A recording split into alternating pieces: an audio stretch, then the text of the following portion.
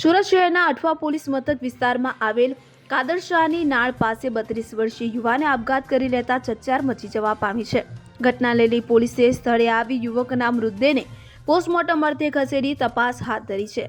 અત્રે ઉલ્લેખનીય છે કે 32 વર્ષીય યુવક ઘરની બાજુમાં જ આવેલા ઝાડ સાથે લટકી ગયો હતો। મળતી માહિતી પ્રમાણે શહેરના અઠવા વિસ્તારમાં કાદરશાહની નાળ પાસે એક 32 વર્ષીય યુવાને ઝાડ સાથે દોરડું બાંધી આપઘાત કરી લીધો હતો। આ અંગે માહિતી આપનાર જુબેર શાહે જણાવ્યું હતું કે મૃતક યુવાનનું નામ ભોલા ઉર્ફે અરુણ છે, જે આશરે 32 વર્ષનો છે।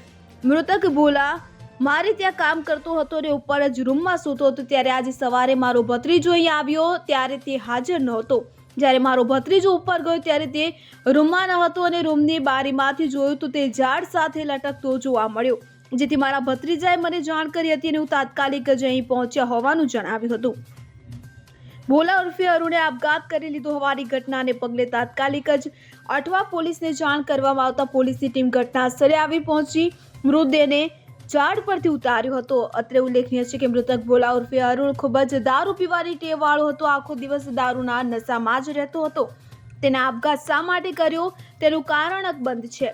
ભોલાના લગ્ન થઈ ગયા છે અને તેનો પરિવાર તેના વતનમાં રહે છે। હાલ પોલીસે સમગ્ર મામલે મૃતદેહનો પોસ્ટમોર્ટમ અર્થે ખસેડી વધુ કાર્યવાહી હાથ ધરી છે। Bureau report CN24 news. હવે જુઓ દેશ દુનિયાની તમામ ખબરો તમારી આંગળીના ટેરવે।